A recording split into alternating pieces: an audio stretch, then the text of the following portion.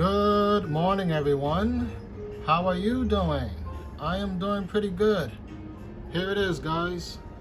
New York City, the boogie down Bronx. Right now it's about 8:16 a.m. over here on the East Coast. And as you can see, it is still snowing. And today is February the 1st, according to my buddy Snoopy over here. Yeah, that's my wife, she's a huge fan of Snoopy, and she has a pretty large collection of Snoopy stuff here at home. So yeah, guys, how are you doing? Hope that you are doing fine.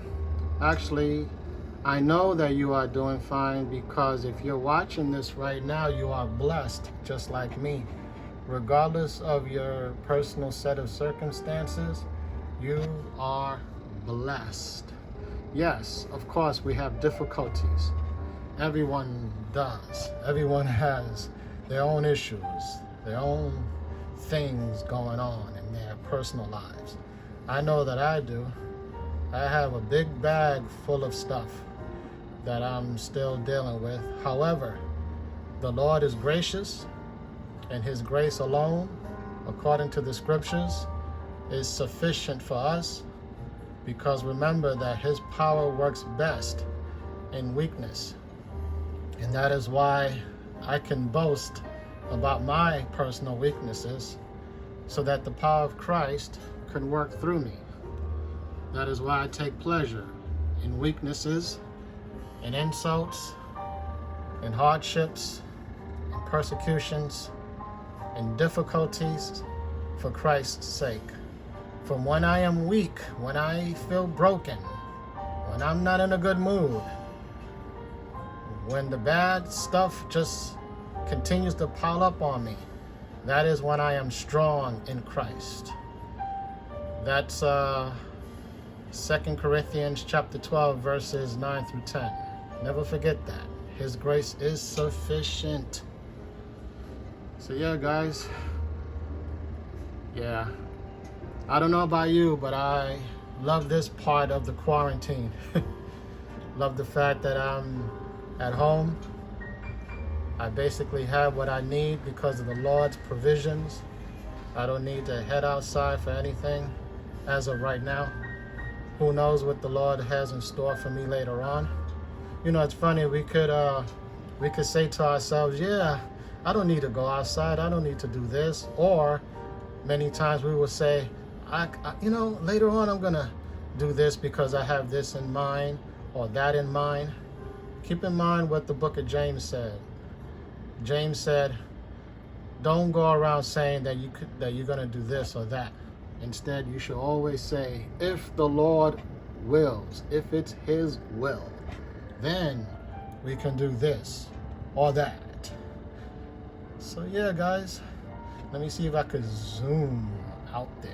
As you can see from a distance, it looks like somebody is about to head into his car or whatever. I know for a fact that later on there's going to be a lot of people that's going to try to, come out with their shovels and start digging so that they could move their cars. But yeah, guys, here it is. Here's New York. To me, this is like this is a mild storm to me. I posted earlier on Facebook that back in the days when I was a kid growing up in the 70s and 80s, those were huge storms. I mean, I remember walking out of my old building, my old block, walking from the entrance of it, and the snow would be literally up to my hips. Those were snowstorms back in the 70s and 80s. This right here, this is a storm, yes, but it's nothing like the storms from back in the days. This generation, if they were living during my childhood years, they would be like, oh no, we can't handle this.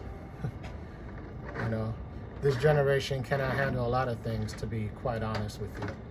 They cannot picture living without the internet, for example. There was a time that there was no internet. We keep forgetting that. There was no Facebook, there was no YouTube, there was no Instagram. There was no way that you can just come out back in those days and just complain to the whole world. You know, now you can easily do that from the comfort of your own home with your tech toys, with your tablet, your smartphones. It's so easy to just come right out and say what you want to say. But I know I'm going all over the place with this video, but I was just sharing my 2 cents and a bag of Doritos with you guys. This is the Preacher Man about to sign out. May the Lord Christ bless you all and your loved ones. And if you don't have Jesus Christ in your life right now, I strongly, strongly suggest that you will turn to him before it's too late. Hell is real, and Christ died so that you don't have to go there. That's no joke, guys. Can't sugarcoat the truth. Hell is real, and you need to repent before it's too late.